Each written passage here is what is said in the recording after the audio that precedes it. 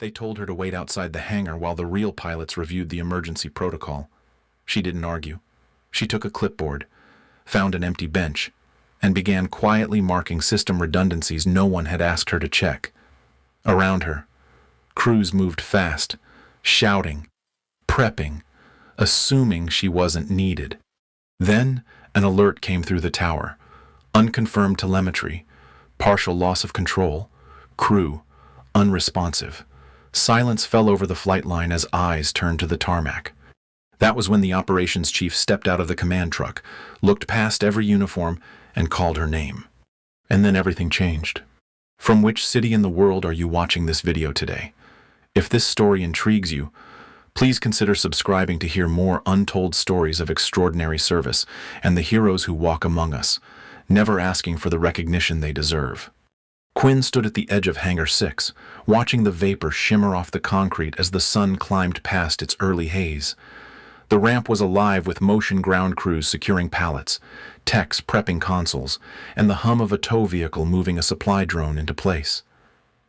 Her jumpsuit, the same matte olive worn by support personnel, was pressed but faded along the sleeves. Her boots had been cleaned that morning. The soles brushed free of the resin dust that coated the flight zone. She kept her hands folded, thumbs hooked just under her belt, where the corner of a slim logbook was tucked behind her cargo pocket. No one called her name. The A-18D Super Hornet waited 30 meters ahead on the hot pad, its twin tails catching the first hard light of the day. The bird looked like it had been carved from shadow, not metal. Everything in its design aimed forward. This was the two-seat trainer model, adapted for live scenario testing and advanced emergency inserts. Today's flight would simulate layered systems failure in real time. The conditions were controlled, the danger carefully dialed in, but the jet itself would be airborne and fueled. It wasn't a drill. It was a test of both people and systems, and everyone knew who was expected to pass. Quinn already understood the profile. She had reviewed the telemetry twice the night before, then reconstructed the failure sequence by hand.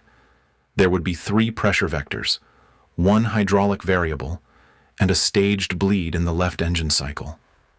She didn't guess. She knew. She had plotted each breakpoint against structural tolerance thresholds and written them down in 3-line shorthand across the margin of her logbook.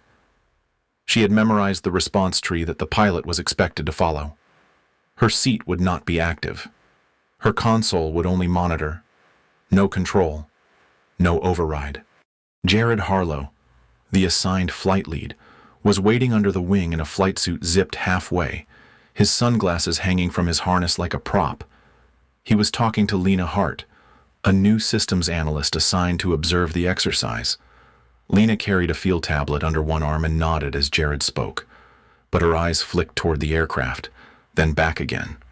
When Quinn approached, Jared didn't move. He glanced up, then gave a half smile and nodded toward the Hornet. His voice was relaxed, the kind used by men who had never been forced to justify their confidence. "Looks like they've got you riding back seat," he said. "Just don't touch anything unless it's actually on fire." Lena gave a soft laugh. Quinn did not. She handed over her clearance sheet, nodded once, and walked the perimeter of the aircraft without responding. Her gloves stayed tucked into her pocket. Her hands were steady, her steps paced to avoid the paint lines along the concrete. She didn't need a checklist. She didn't speak to the crew chief. Her systems had already been calibrated. She had done it herself at dawn, before the line filled with noise. Inside the cockpit, the rear console was clean, toggles neutral, displays dark and waiting. She climbed in, settled into the seat, and adjusted the harness exactly twice. She didn't wear her gloves. She placed one hand on the panel and scanned the instrument readouts, checking for changes. Her fingertips paused near the control yoke, but she didn't touch it. Jared hoisted himself into the front with a practiced motion, canopy already closing as his boots locked into the footwell. He flicked the main power and the systems began their warm-up sequence. The digital hum filled the cabin, "We'll walk it slow," he said, toggling his headset on, "unless the sim team gets overexcited." Quinn didn't answer. She had already activated the system overlays on her side. The HUD remained dark. Her inputs were locked to diagnostic only. She didn't mind. She had memorized the data flow. From her position, she could see the pressure indicators climb. One of them was already drifting outside its optimal bracket. Not critical yet. She made a mental note and tapped the edge of her logbook. Back on the ramp. Lena adjusted her headset and watched from the console truck. A young deckhand beside her pointed toward the aircraft, said something under his breath, and laughed. Lena didn't reply, but she didn't correct him either. The tow disengaged. Taxi clearance was granted. Jared ran his pre-flight aloud, fast and clipped. Quinn followed it silently, one breath behind each call-out. Every system Jared touched, she mirrored in thought. Every trim, every thrust margin. She logged 3 entries before they left the pad. When he requested control confirmation, she gave the standard reply. "Rear seat monitoring systems only." "Good," Jared replied. "That's the safest kind." She closed her eyes for a moment and let the vibration of the engines pulse through the frame into her spine. Her fingers hovered over the stick. She knew what she would do if he failed. She didn't hope it would happen. She just understood what it would cost if no one was ready. She marked the top of the page. Baseline 0. No authority. Then she placed her hand flat on her thigh and prepared for the climb. Quinn moved through the next 3 days with quiet repetition. She was placed on 5 consecutive observer flights, each one logged under standard system checks, and each one ending with a debrief that barely mentioned her name. But the flight records told another story. On the second sortie, she flagged a micro-oscillation in the starboard bleed valve 12 minutes before the onboard diagnostics triggered a warning. She didn't announce it. She logged it, marked the projected failure curve, and watched the number climb. By the time the AI caught it, she had already adjusted 2 auxiliary feeds to compensate for pressure shift. No one noticed. During a communications drill on day 3, one of the carrier relay nodes began fluttering across frequency bands. The pilot attributed it to background interference. Quinn stayed behind after power down and rerouted the diagnostic output through a secondary telemetry line. When the tech crew reviewed the fault, they found a complete degradation map logged in quiet detail. No one asked who had drawn it. Kai Morrison, a systems tech from the parallel crew rotation, caught her in the mezzanine between drills. He was tall, fast-talking, and leaned on his clipboard like it doubled as a launch switch. When he saw her reviewing a calibration panel for the 4th time, he tilted his head and said, "You know you're not the one flying this bird." "Right. You can relax." Quinn made no reply. She moved one dial half a click to the left, rechecked the output drift, then turned away. At night, after the hangars emptied and the briefing rooms fell silent, she followed the dark hallway past the mechanical stores and slipped into the simulator wing. The bays were quiet. 6 terminals sat in staggered alcoves, each one marked in red paint, numbering 1 through 6. She keyed herself into Terminal 3, ran the cooling fan until the canopy reached ambient, and powered up the internal systems. The cockpit was dim and older than the flight line birds, but it still responded with discipline. She didn't need fidelity. She needed friction. Each session started from altitude with partial failure already in progress. Sometimes it was full navigational blackout, sometimes degraded pitch control or phantom sensor alerts that triggered during landing descent. She adjusted nothing. She didn't reduce complexity. She flew each one as given, over and over, without corrections or commentary. She trained in dark mode. No HUD, no visual overlays, just raw readouts, tactile memory, and the hum of unfiltered telemetry. Her red headlamp cast a narrow glow over the console. Every time she completed a scenario, she reached for her logbook and wrote her notes by hand, each line deliberate, each number calculated. When the simulations pitched her into asymmetric roll or dropped her into zero visibility approach patterns, she did not react. She moved the yoke by intuition and sequence, Not emotion. Trim first. Throttle last. Keep the nose honest. Keep the wings breathing. One evening, she ran a sequence 5 times in a row with randomized turbulence algorithms. By the 5th attempt, the system flagged her response time at 1.3 seconds. She logged the margin in the back of her notebook and walked out without speaking. The door clicked shut behind her. Maintenance crews sometimes passed her in the corridor, simulator lights still casting against the walls behind her. They nodded once or not at all. No one asked what she was doing. No one checked the logs. By the end of the week, the rumors had shifted. Emergency Insert 9 was coming. Not a trainer sim, not controlled error playback. It would be a full altitude scenario, with mid-flight faults injected manually by command override. Real aircraft, real altitude, real systems under manipulated stress. It was the highest cert risk assessment drill on the roster, and it had only been flown 4 times in the past year. Pilots were handpicked, crew was vetted. The rear seat technician was chosen for observation only. Quinn heard the rumors from passing conversations in flight prep, filtered through offhand remarks and quiet anxiety. She didn't repeat what she heard. She began redrawing failure trees in her notebook. She checked fatigue tolerances by system age. She calculated trim thresholds against stress load at descent rates above 100.0 feet per second. She marked down 3 scenarios no one else mentioned. She didn't speak. She prepared. Her logbook grew heavier in her pocket. 5 new pages, marked in her own compression code, showed layer over layer system cascade maps. At the bottom of one sheet, she underlined a number. Altitude tolerance for a failed forward avionics bay at full burn.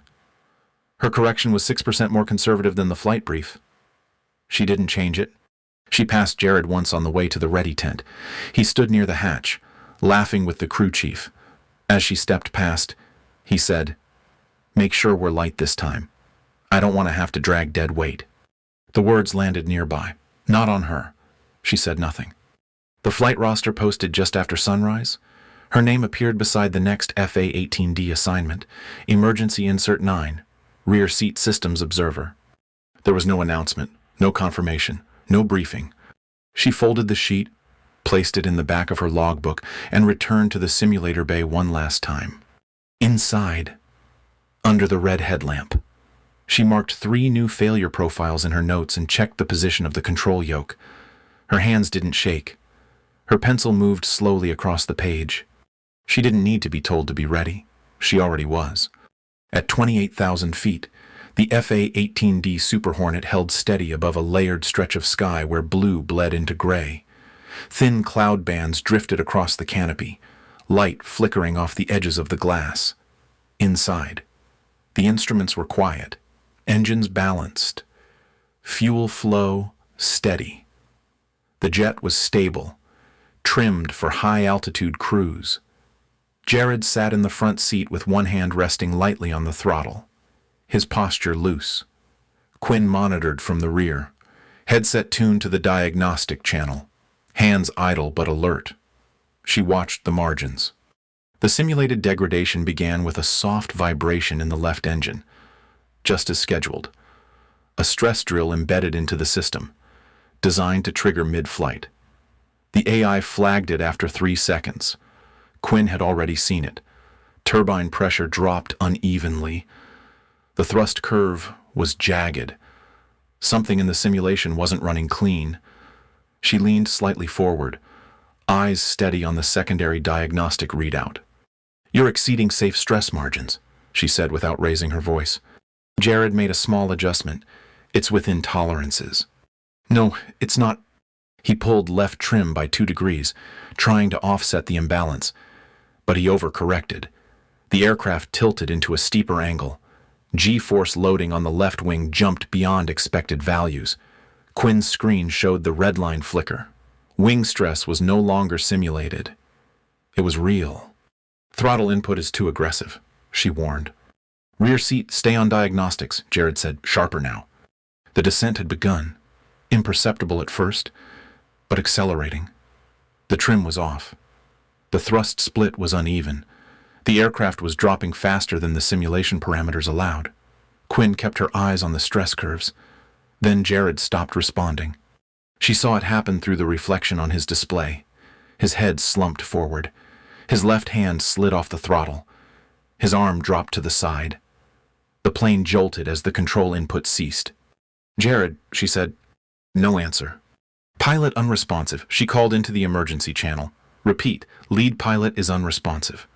The system didn't wait. Autopilot disengaged after 5 seconds without input. The aircraft pitched forward, engine imbalance now uncontrolled, trim off by nearly 3 degrees. Descent rate doubled. She heard Lena's voice behind her, uncertain. "What's happening?" Quinn didn't answer. She placed her hand on the rear control yoke. The override light blinked once, then it went solid. Manual control engaged. "Command, this is November 6, she said clearly. "Pilot is incapacitated. I am assuming manual control to stabilize the aircraft." The reply came fast. "Negative. Rear observer is not certified for flight control. Maintain heading and attempt to revive the pilot." Quinn looked toward the front seat. Jared didn't move. His posture sagged in the harness. The aircraft was still turning left, the trim dragging against the descent vector. The left wing stress gauge read 93%. "Flight stability is compromised," she said. "We are outside the safety envelope." "Rear seat, do not assume control. That is an order." Quinn ignored the voice. She adjusted throttle, not a full pull, just enough to ease the stress differential. She feathered the right trim 1.2 degrees. The aircraft hesitated, then responded. The lateral load dropped. The nose began to level. "Stabilizing," she said. "Are you flying the aircraft?" Lena asked. "Yes." She reduced throttle again. The oscillation steadied. The wing stress eased down to 87%. The descent was still active, but now it was deliberate, not chaotic. November 6, override control and await backup. Ground control said. "Negative," Quinn replied. "We are in recovery path, continuing manual control." The wind noise thickened. At this altitude, turbulence was unavoidable. She felt it in the stick, the vibration through her arm. But the aircraft held its line. She reached forward, tapped the correction bank twice, and adjusted heading 5 degrees right. Fuel remained above midline. Engine 2 stable. Engine 1 under simulated fault, but not critical. "Beginning controlled descent," she said, preparing approach vector. "Observer seat, stand down," the voice repeated. "You are not authorized." Quinn ignored it again. Jared's vitals were stable. His oxygen feed was holding. He hadn't moved. Lena stayed quiet now, watching the instruments, her eyes wide. Quinn made 2 final adjustments.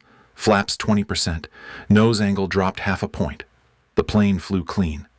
The emergency lights across the console continued to blink, warning of simulated failures that no longer mattered. She had already solved them.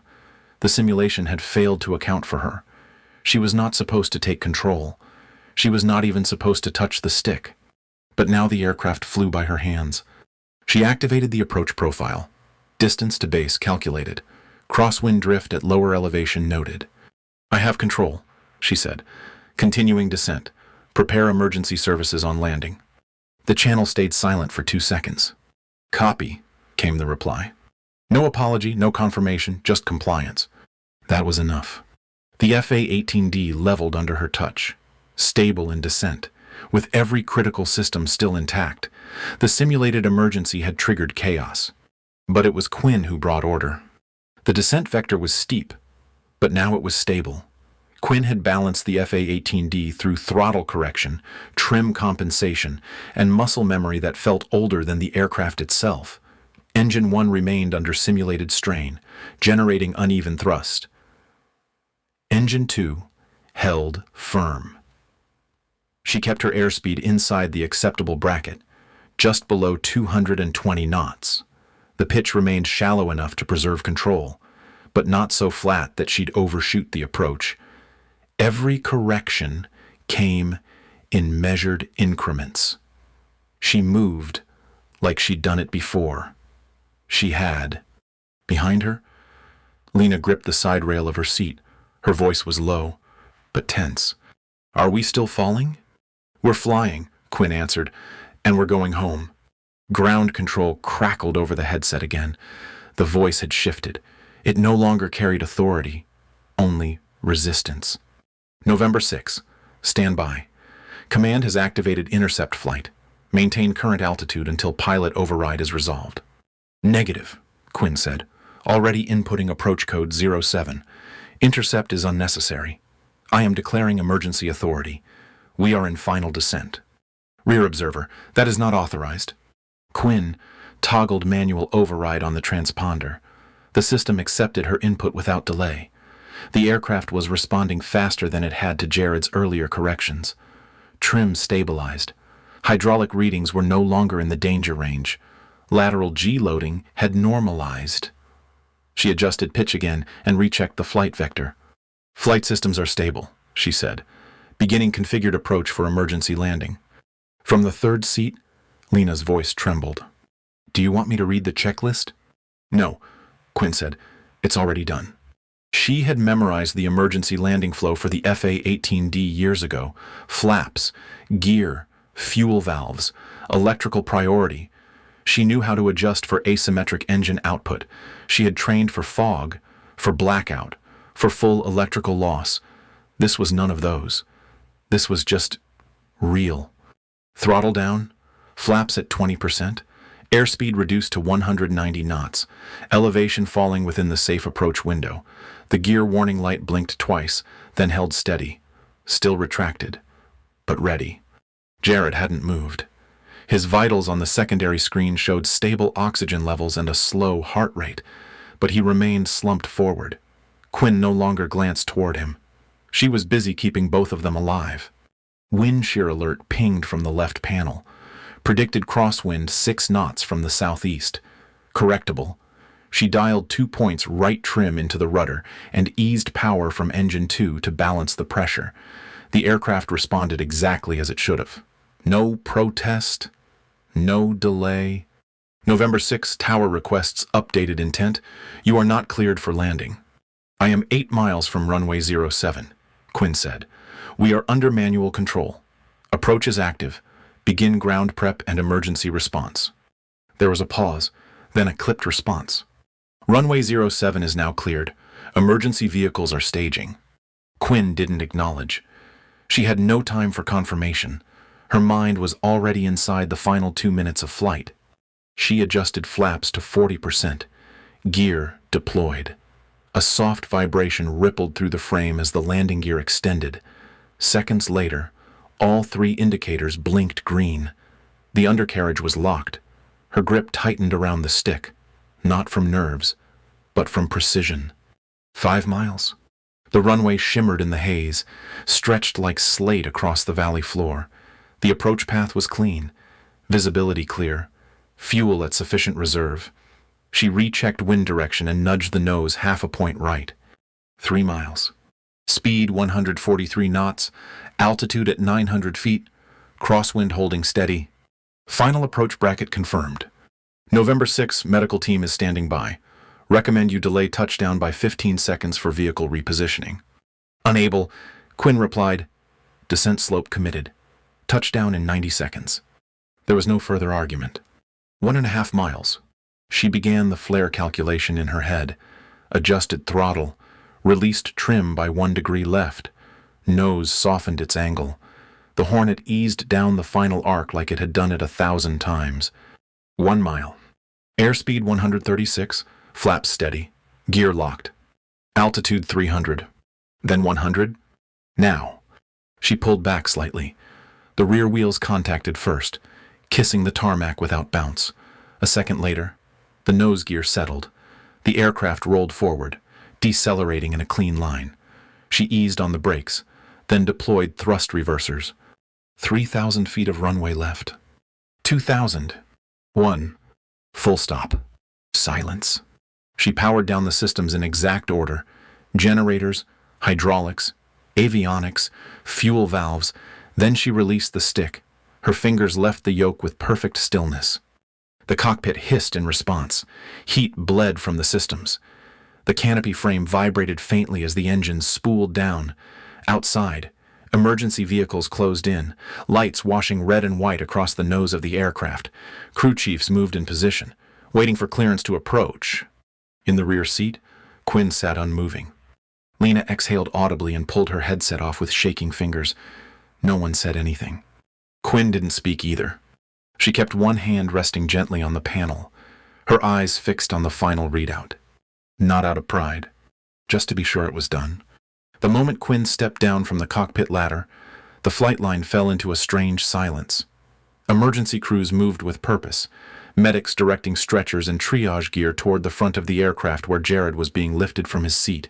He was still unconscious, his pulse steady but shallow. A medical tech murmured vitals into a headset, voice low. Around them, the ground crew stood still. Technicians and observers remained behind the safety markers. Not speaking, not moving. Everyone had seen it. No one had a name for it yet. Quinn removed her helmet, tucked it under one arm, and walked 10 steps from the aircraft before stopping. She did not glance back. She didn't scan the crowd or look for instruction. She stood quietly, waiting. Her logbook was still inside her flight suit, zipped into the left thigh pocket. She had made no new entry yet, not until the aircraft had fully shut down, not until it was confirmed. Lena stepped forward first. Her own helmet was off, her hands still trembling slightly. She crossed the few meters between them and spoke clearly, not loud, just enough for everyone to hear. She saved all of us. There was no reply. But something changed. A collective release of breath. People began moving again, though more carefully than before. The black box was pulled within 15 minutes. The A-18D had logged everything: input timing, control surface response, fuel flow, system faults. Every manual correction Quinn had made was recorded in nanosecond precision.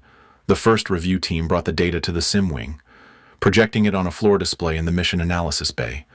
The numbers built their own story. Jared's final inputs before incapacitation showed clear signs of overcompensation. Left trim torque exceeded the recommended envelope by 3.4 degrees. Throttle ramp was too steep, forcing the left engine into a state of real-world stress beyond simulation parameters. The resulting descent began faster than anticipated. If that condition had continued for another 14 seconds, the left wing's integrity would have collapsed. A training exercise would have become a crash. Quinn's reaction came 3 seconds after the last command input.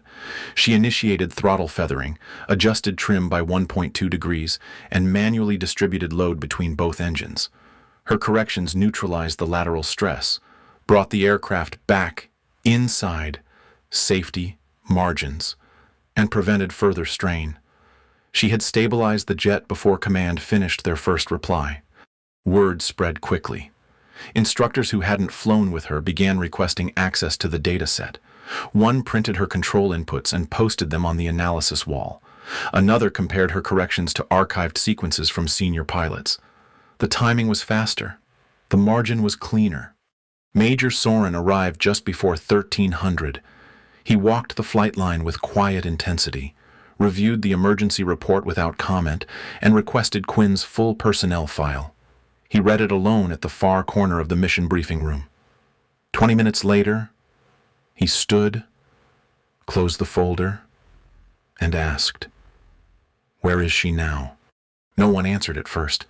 Then Lena pointed across the tarmac toward the sim wing. Quinn was seated at a small table in the back corner of the bay. Her flight suit was still zipped. Her helmet sat on the floor beside her chair.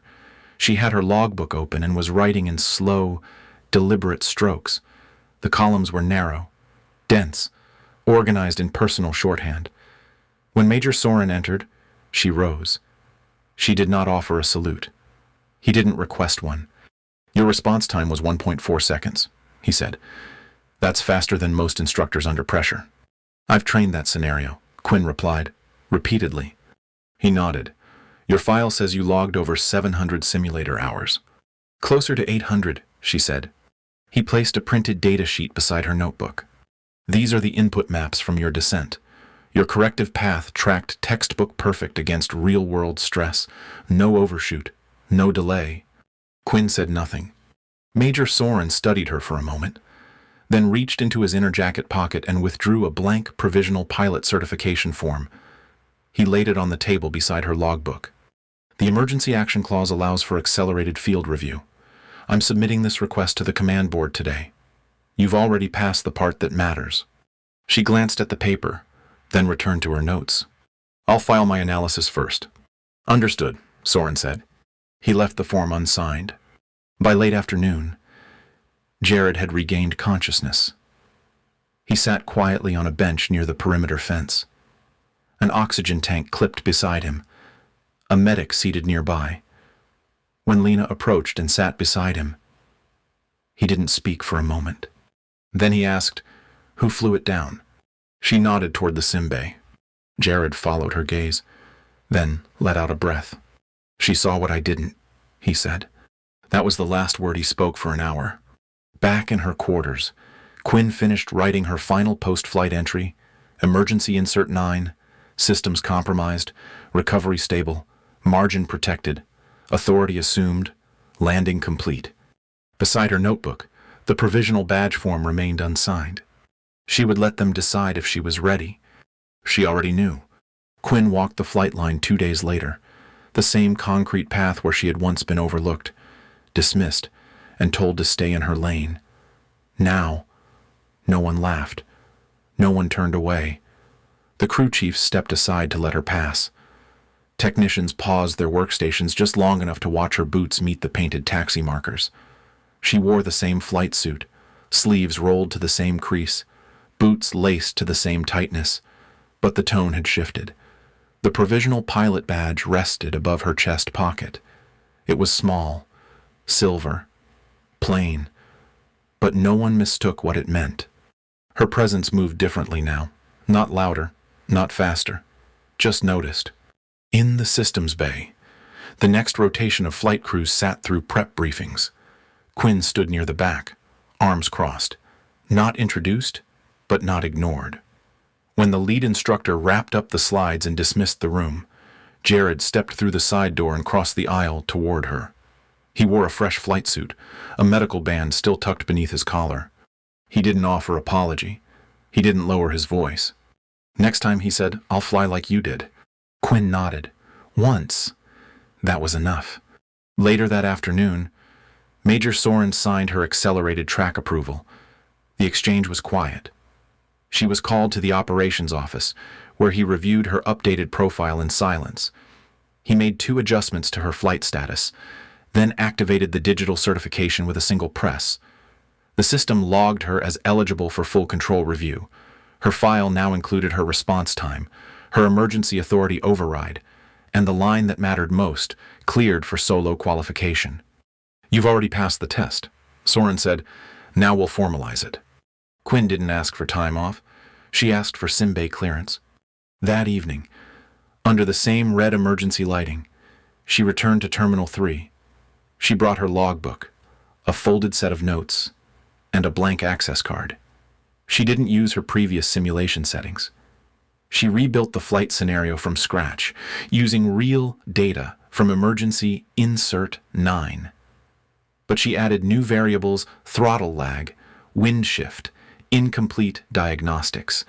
She introduced uncertainty, because others would need to practice what she had only survived by being ready. She named the file Scenario 14. Her first run was silent. She flew the aircraft down clean.